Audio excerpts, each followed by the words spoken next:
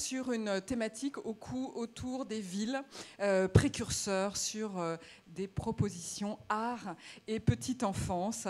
Je suis heureuse de vous présenter, venu sur le plateau, Monsieur Sébastien Lion, qui est le directeur général de l'UNICEF. Merci Sébastien d'être avec nous ici à Clermont-Ferrand.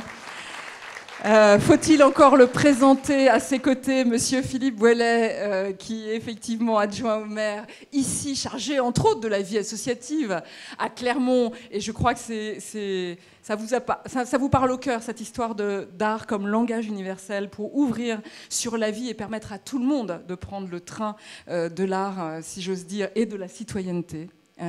Merci d'être là, Philippe. Et puis à vos côtés, Laurent Dumange, qui nous fait aussi l'amitié de venir un petit peu au débeauté, c'est vrai, qui représente le CNFPT. On va revenir tout à l'heure sur l'action de formation nécessaire en direction des personnels de la petite enfance et pas que d'ailleurs. Alors, on va discuter tous les trois. On va peut-être justement commencer avec vous, Sébastien, sur cette idée, pourquoi l'UNICEF, pourquoi vous êtes là aujourd'hui? On parle de l'art comme langage universel, et donc effectivement c'est planétaire cette histoire, et c'est bien de se le rappeler. Alors l'art et la petite enfance et l'UNICEF, ça donne quoi? Ce sont des engagements? Oui, bonjour à toutes, bonjour à tous. Bravo d'être encore là. Après déjà des débats riches et dans une chaleur intense. Merci encore pour l'invitation. C'est un plaisir d'être avec vous aujourd'hui.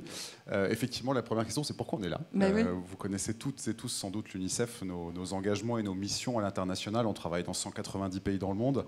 On essaie de venir en aide et en soutien des enfants partout où ils en ont besoin.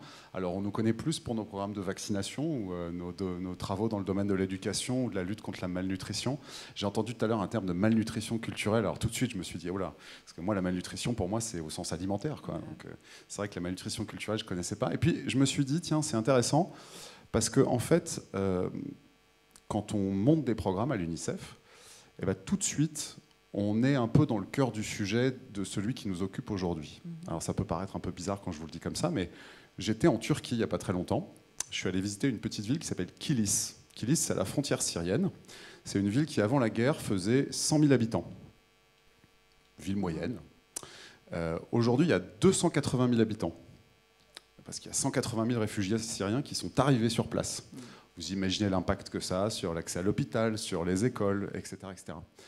Et en allant visiter nos programmes sur place, puisqu'on est évidemment très investis, nous, en tant qu'UNICEF, pour aider ces enfants réfugiés à s'épanouir malgré tout, à vivre dans ce contexte très difficile. Évidemment, on travaille sur les questions de santé. Évidemment, on lutte contre la malnutrition, même si dans ce coin-là du monde, il y a moins de problèmes qu'ailleurs pour ce domaine-là. Mais en fait, tout de suite, on arrive dans des problématiques qui sont culturelles, artistiques. Parce que nos programmes, en fait, ils visent à s'assurer que les enfants s'épanouissent, qu'ils puissent aussi s'inclure dans une société. On n'a pas beaucoup parlé de ces aspects-là aujourd'hui parce qu'on parle beaucoup de l'art en tant que vecteur d'éveil pour la petite enfance. Et de liens aussi. Et de liens. Et moi, je vais peut-être insister sur ce point-là pour dire que nous, très vite, on se retrouve à mettre en place, par exemple, ce qu'on appelle des espaces amis des enfants. Un espace ami des enfants, c'est un espèce de petit centre de loisirs sous tente, parce qu'il n'y a pas de construction, donc il faut bien qu'on fasse avec les moyens du bord. Et dans un espace ami des enfants, qu'est-ce qu'on fait? Eh ben, on fait ce que font tous les enfants de 3 ans du monde. On monte des cubes, on mange des livres, comme on l'a vu dans la vidéo tout à l'heure. On chante, on danse, on apprend à peindre, et voilà ce qu'on y fait. Et pour nous, clairement à l'UNICEF, l'art, l'expression culturelle, l'expression artistique, c'est un des instruments de notre palette pour faire que les enfants s'épanouissent. Alors bien sûr qu'on les vaccine et bien sûr qu'on leur donne à manger, mais aussi cette préoccupation-là, elle vient très très vite parce qu'on se rend compte que c'est un besoin essentiel en fait, et qu'il porte très rapidement ses résultats pour des enfants qui ont subi des traumas très très importants, des petits enfants qui ont fui la guerre et qui se retrouvent comme ça dans un camp de réfugiés. C'est un peu ce qu'on peut leur offrir de mieux pour les extraire de ce monde de violence et de brutalité qui est celui auquel ils ont été confrontés. Donc ça leur permet de rester enfants. Ou de le redevenir? En fait, ça leur permet de devenir enfants pour certains d'entre eux. C'est-à-dire qu'après un an d'exil sur les routes, à passer d'un camp de réfugiés à l'autre, etc., arriver dans un endroit où simplement, alors évidemment, on essaie de développer, éveil, etc., mais juste c'est un endroit de protection, en fait, en premier lieu. C'est-à-dire que c'est un endroit où les enfants vont pouvoir trouver une pause dans laquelle ils sont enfants. Il y a autour d'eux des enfants, il y a des gens qui sont là pour s'occuper d'eux, et donc ils vont pouvoir s'épanouir et être enfants quelques heures. Et déjà ça, c'est une grande victoire pour nous. Vous privilégiez le lien avec les parents? Bien sûr, dans ces petites tentes, oui, absolument. Qui sont des poches de bonheur. Les parents sont pleinement inclus dans la démarche. Ils sont un peu sceptiques au départ parce qu'ils ne voient pas bien comment ça s'inscrit dans un dispositif dans lequel on leur dit va y avoir des vaccins, va y avoir des démarches à faire pour avoir accès à l'hôpital, etc. Puis il y a ça, et ils disent ça on fera si on aura le temps. Et nous on leur dit non, c'est pas si vous avez le temps, c'est très important, c'est tout de suite et c'est maintenant. Parce que c'est ça qui va permettre à vos enfants de redevenir des enfants en quelque sorte. Donc je voulais juste faire un petit pas de côté par rapport à la France sur laquelle on va revenir très vite après, juste pour vous dire que pour nous, inclusion sociale, être avec les autres, évidemment c'est très important. Et puis s'épanouir simplement en tant qu'enfant, on l'oublie un peu dans un pays comme la France, mais ça reste quelque chose de vital. Vous dire aussi qu'à l'UNICEF, on a une grande préoccupation pour les 1000 premiers jours de la vie. J'en ai entendu parler tout à l'heure.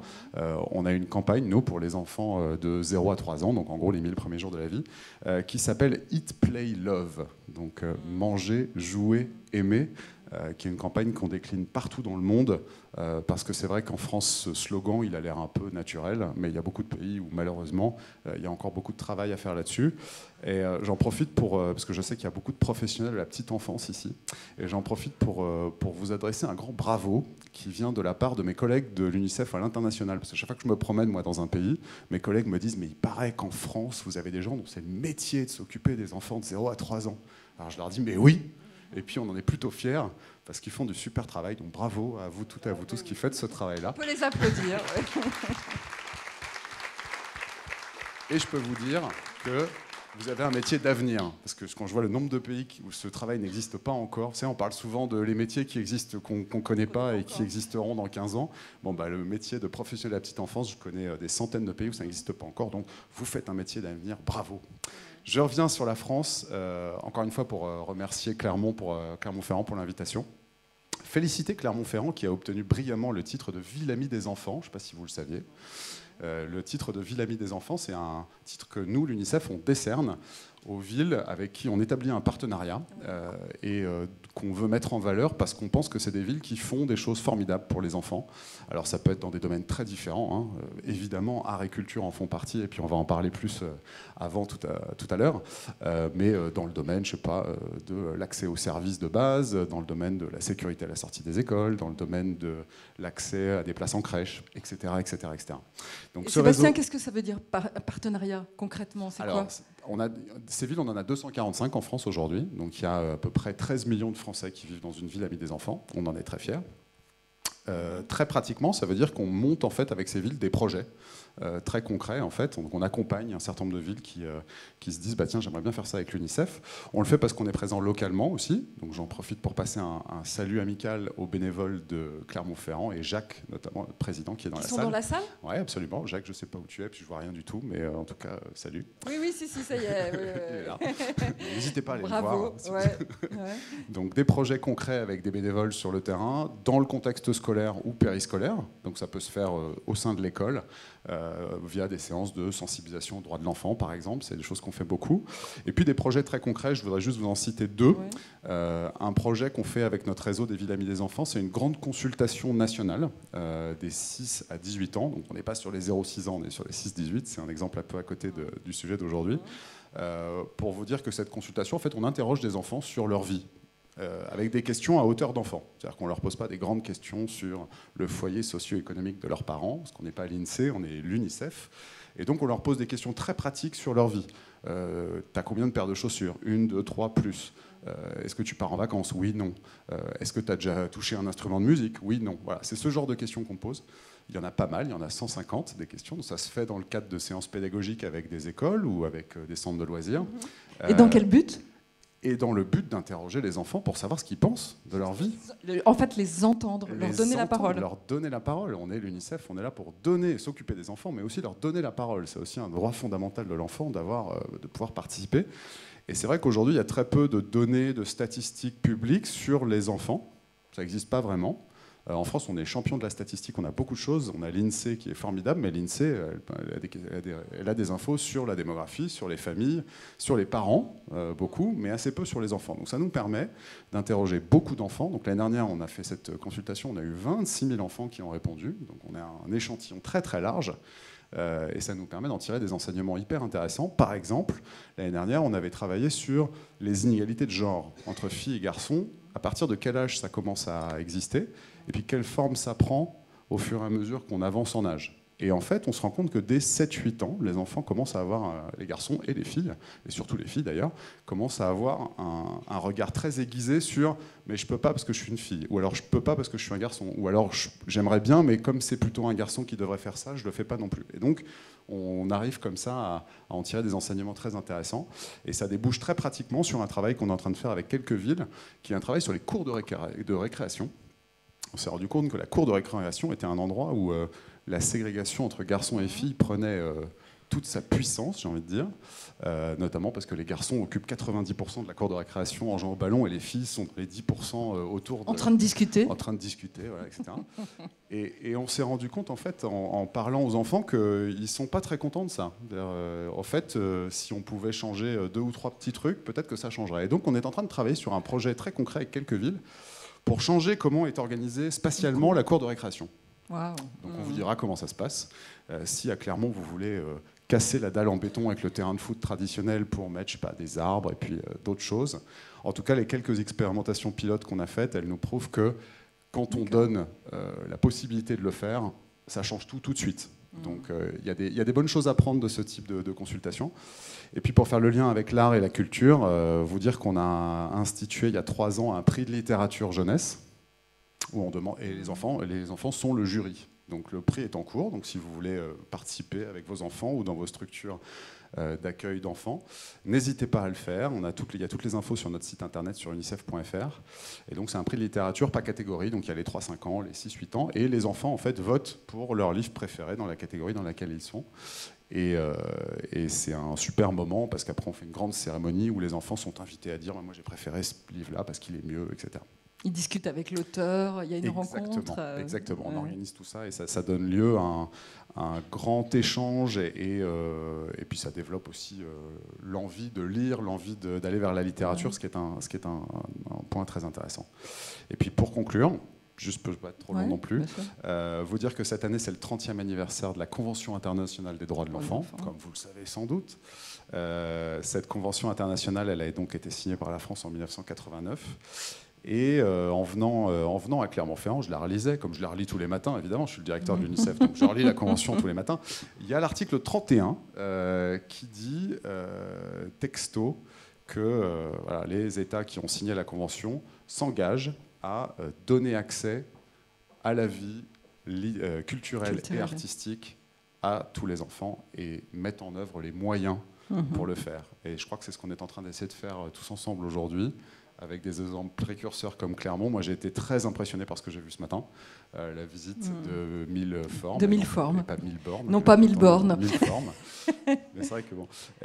Et moi, donc, vous me demandiez c'est quoi ce réseau de Ville Amie, à quoi il sert ? Il sert à ça. C'est-à-dire que moi, la prochaine fois que je serai dans une ville, je citerai Clermont en disant il y a ce super projet 1000 formes à Clermont, et j'espère que de ce projet ici à Clermont vont naître 1000 formes dans 1000 autres villes.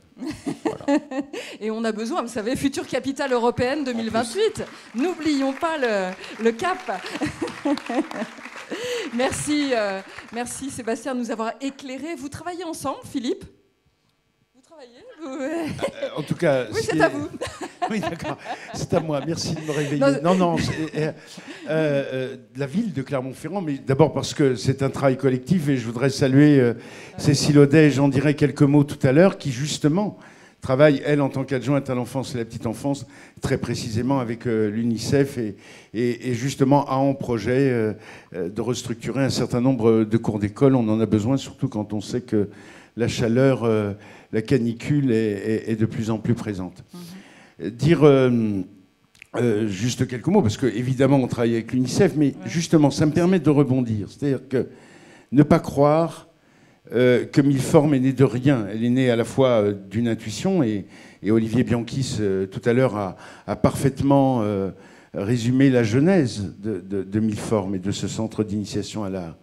Mais d'abord, il est né d'une intuition partagée avec l'ensemble des personnels de la petite enfance. Et je crois qu'effectivement, à Clermont-Ferrand, ici, il se fait depuis de nombreuses années beaucoup de choses dans les crèches, dans la médiation culturelle, y compris en direction des bibliothèques, dans les écoles. Et je voudrais vraiment dire, à travers un très grand nombre de projets, Monsieur le maire citait tout à l'heure Graines de spectacle, mais on pourrait citer toutes les interventions artistiques, toutes les rencontres avec les artistes qui ont lieu au plus près des enfants et qui vont bien évidemment se poursuivre. Et ça, c'est un travail de longue année, de longue haleine, que nous devons d'abord à l'ensemble des personnels de la petite enfance qui travaillent à Clermont-Ferrand et qui travaillent en lien très fort avec la ville. Donc merci à eux, parce que Milform, c'est, je dirais quelques mots sur le cheminement, mais c'est aussi né sur ce terrain qui était un terrain fécond pour cela. Et cette fécondité, nous la devons évidemment au personnel, aux parents, à tous ceux qui ont fait vivre cette idée depuis de nombreuses années. Voilà. Ouais, qui sont en contact direct avec l'enfant, donc avec la créativité, avec le besoin de s'adapter à ces enfants qui changent aussi d'une génération à l'autre. Alors, effectivement, c'est ce qu'on disait, on a commencé comme ça sur ce maillage. C'est une volonté générale et très précise de chacun, très engagé, mais ça a rencontré une volonté de citoyens qui organisent la vie de Clermont-Ferrand en se disant une ville à hauteur d'enfant, c'est pas rien. C'est bien parce que effectivement, il y a quand même une volonté de mettre tout le monde autour et de n'exclure personne. Donc c'est un mélange de volontés. Justement, c'est un mélange de volontés, et je dirais que nous travaillons avec l'UNICEF, mais nous travaillons aussi beaucoup au sein de l'UNESCO, dans un réseau qui n'est pas très connu, mais qui est en fait un laboratoire permanent, qui est le réseau des villes apprenantes. Et qu'est-ce que finalement tout cela nous a appris ? Eh bien, ça nous a appris que les enfants et les parents avaient beaucoup de choses à nous apprendre. Que les enfants étaient prescripteurs pour leurs parents, parfois. Et donc, c'est pour ça d'ailleurs que cette intuition, nous la partagions avec le Centre Pompidou, les équipes du Centre Pompidou qui ont une ingénierie remarquable, mais surtout qui avaient, et vraiment merci à Serge Lasvigne, à Patrice Chazotte, à toutes les équipes qui ont contribué au succès de Milform. C'est que d'abord, nous sommes partis de là.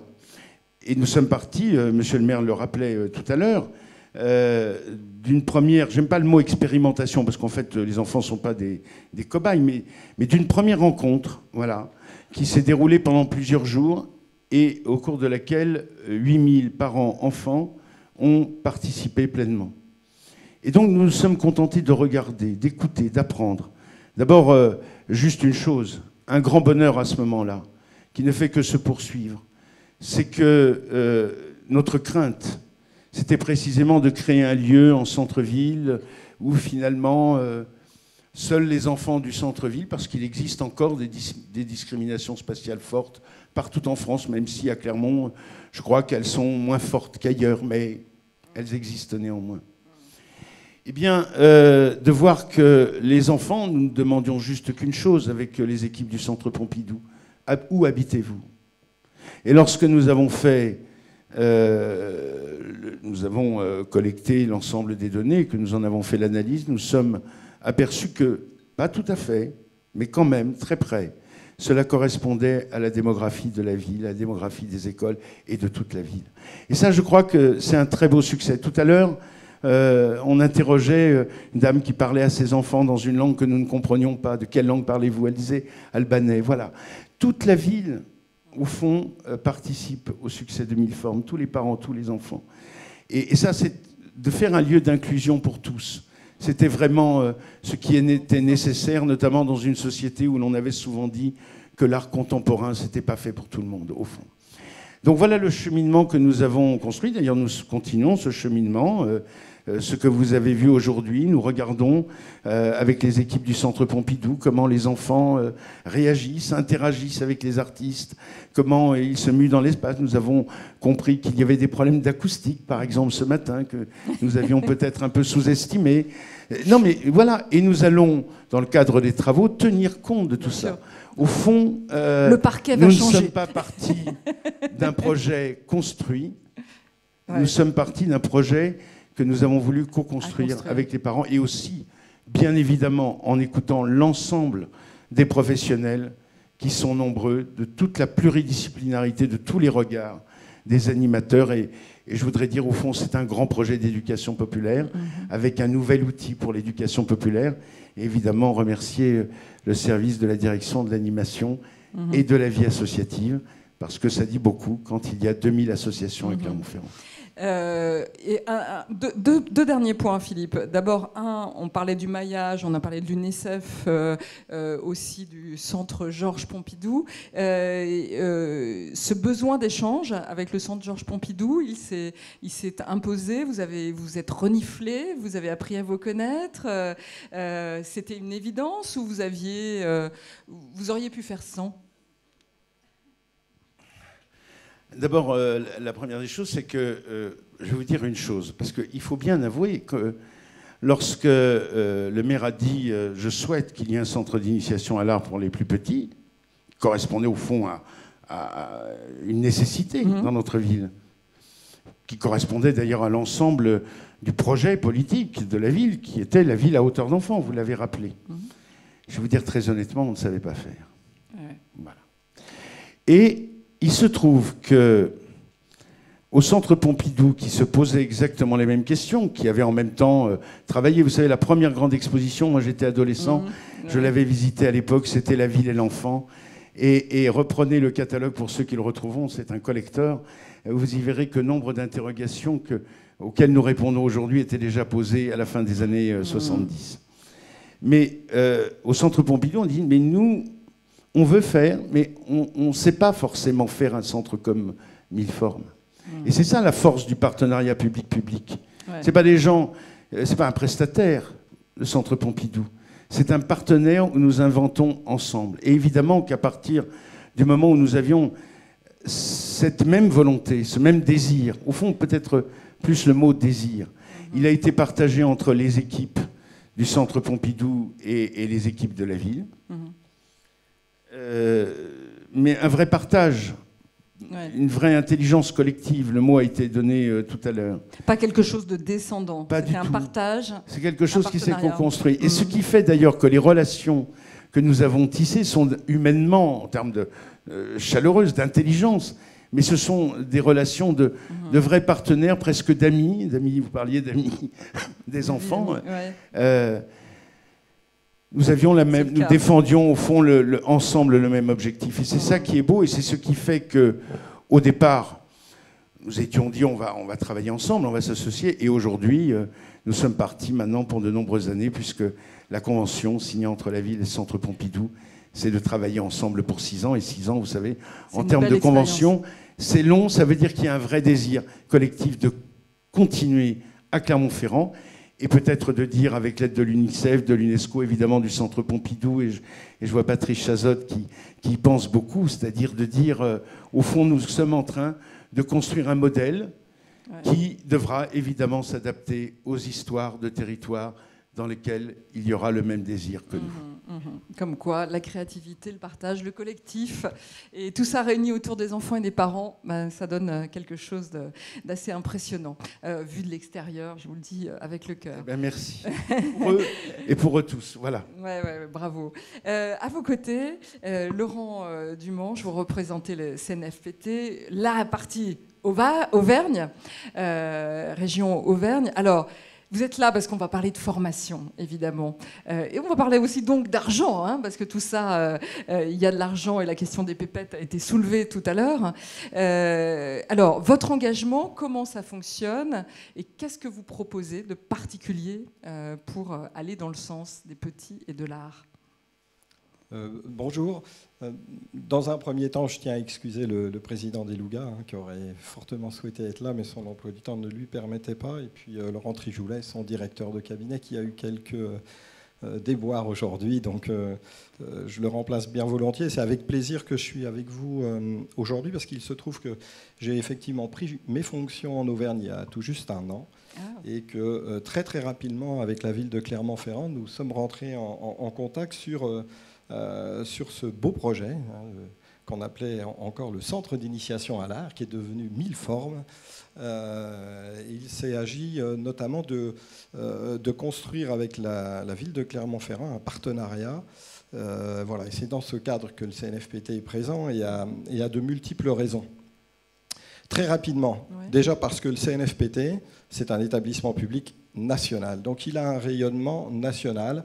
Et quand j'entends parler d'expérimentation, d'enjeux qu'il y a derrière cette expérimentation, et de la capacité peut-être demain à en faire quelque chose vraiment d'innovant et d'indispensable dans la modernité du service public local, eh ben, on peut être, bien entendu, le CNFPT, le partenaire qui, grâce à l'accompagnement dans la mutation des métiers, donc dans la mutation des formations professionnelles adaptées à ce genre de circonstances, peut être l'acteur, effectivement, qui non seulement, et je reviendrai plus précisément sur votre question, peut localement, bien entendu, s'inscrire dans la démarche, mais demain, pourquoi pas, porter également auprès d'autres collectivités ce qui s'est fait et ce qui tirer se fait les enseignements et en faire profiter le territoire d'une façon.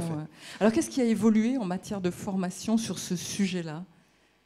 Alors sur ce sujet-là, vous savez, la formation professionnelle, au niveau du CNFPT, c'est quelque chose de passionnant et de compliqué en même temps. Ce qu'il faut comprendre, c'est nous sommes... Alors, je vais utiliser volontairement l'organisme de formation, mais je ne suis plus tout à fait d'accord avec cette définition qui date de 1984 et qui, heureusement, dans les faits, évolue. Mais l'organisme de formation des quelques 1 900 000 agents territoriaux, représentant plus de 250 métiers. Et parmi ces métiers, bien entendu, les métiers de la culture, parce qu'il me semble qu'on était aussi dans ce domaine-là, culture, art, en lien avec l'enfance et la petite enfance. Voilà. Et nous intervenons, bien entendu, sur ces domaines. Ce qui est important à retenir, c'est que le CNFPT, à travers sa mutation, peut aujourd'hui accompagner les collectivités au-delà d'une offre de formation classique. C'est-à-dire qu'à sa création, et depuis un certain nombre d'années, le CNFPT, c'est ce que tous les agents territoriaux connaissent, le catalogue. Voilà. Même si aujourd'hui il est numérisé, etc. etc. Mais en tout cas, c'était une offre, on va dire, de prescription. Aujourd'hui, le message que je souhaite porter à la connaissance de chacun, c'est que le CNFPT peut être également à côté de vous pour vous accompagner sur des projets, et sur des projets très précis, comme celui de 1000 formes. Comment ? En accompagnant les collectivités à la transformation des métiers. Transformation des métiers qui veut dire aussi un accompagnement en matière de formation professionnelle qui change, à savoir que le CNFPT, depuis des années, a retravaillé son offre de formation. Le présentiel, la conférence n'est plus le b.a.-ba de la formation. Le numérique est entré. Ce que l'on appelle les stages mixtes, c'est-à-dire le présentiel et le distanciel, viennent enrichir notre offre de formation, mais surtout de nouvelles méthodes pédagogiques. Et on en a parlé tout à l'heure, l'intelligence collective, la co-construction, le co-développement.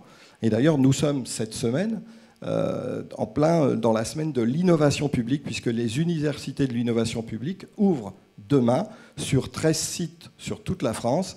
Et ils vont traiter avec les collectivités en co-développement des défis. Donc, pourquoi pas, demain, la continuité de 1000 formes pourrait faire l'objet. C'est-à-dire non seulement véhiculer ce qui est fait à Clermont-Ferrand, mais comment aussi l'enrichir, peut-être par d'autres apports de collègues des collectivités territoriales. Et le CNFPT, c'est ça aujourd'hui. Et ce message est important, c'est-à-dire que en tant que directeur de cette délégation, et c'est des fois pas simple parce que c'est toute une nouvelle culture, mais je dis à mes équipes, aujourd'hui on a un catalogue, 50% de notre offre, voilà, il est prescriptif, chacun va piocher dedans. 50% de l'offre de services restant, on répond aux besoins des collectivités. On est en relation avec les collectivités. Et 1000 formes, c'est tout à fait l'exemple du positionnement, du nouveau positionnement, du positionnement novateur du CNFPT pour accompagner la mise en forme de ces nouveaux services publics. Mais qui est extrêmement mouvant aussi, qui est extrêmement mouvant. Je veux dire, 1000 formes en soi, dès qu'on reçoit des enfants, des jeunes enfants, des bébés, ça veut dire qu'il ne va cesser de s'inventer, de se réinventer, de buter sur des choses et forcément emmener des professionnels sur des ailleurs qu'on n'imagine pas. Mais c'est pas si facile ni à dire, ni à mobiliser. Est-ce que vous viendriez, par exemple, à 1000 formes, vous installer, voir comment ça vit et essayer de comprendre justement les nouveaux besoins? Est-ce que ça va jusque-là? Ça va jusque-là. Ça va jusque-là à travers des partenariats qui viennent, et ça c'est important de le dire, en complémentarité. Le partenariat que la ville a noué avec le centre Pompidou produit ses effets, en matière notamment aussi d'accompagnement et de formation des agents. Nous pouvons nous inscrire et j'ai proposé un projet de conventionnement avec la ville de Clermont-Ferrand pour accompagner la collectivité qui forcément a des questions aujourd'hui d'organisation, de conduite de projet pour amener également ces agents sur de nouveaux métiers, quelque chose qui est plutôt mobilisant, motivant. Voilà. Et nous pouvons bien entendu être présents sur le terrain et concrètement, y compris à 1000 formes pour regarder bien entendu l'utilité d'être là et comment nous pouvons accompagner la collectivité. L'accompagner aussi dans sa réflexion d'organisation de ces services, puisque une telle offre à la population forcément réinterroge l'organisation d'une partie des services de la collectivité, et le CNFPT peut être à côté, bien entendu, et sera à côté pour accompagner cette évolution. Et travailler par exemple avec les artistes? Parce que là, on voit bien, quand on est tout coup de Dominique Dalcan, on parlait tout à l'heure musique, son, vibration, autre rapport à la musique, etc. Donc, vous travaillez avec ces artistes qui nous rappellent sans doute des essentiels, mais qu'on oublie un petit peu, et quelque chose qui est beaucoup moins descendant qu'avant. Bien sûr. Le CNFPT travaille d'ores et déjà à travers son réseau d'intervenants qui sont soit des prestataires, soit des artistes, soit des professionnels des collectivités territoriales, travaillent déjà avec des artistes dans les domaines de la culture et de l'art, bien entendu. Donc aujourd'hui, une autre forme se présente. Nous sommes en capacité de l'accompagner, toujours en complémentarité avec ce que le Centre Pompidou, bien entendu, offre aujourd'hui à la ville de Clermont-Ferrand. Jouer toujours sur les complémentarités, je pense que c'est l'essentiel. Oui, le maillage, il est fort.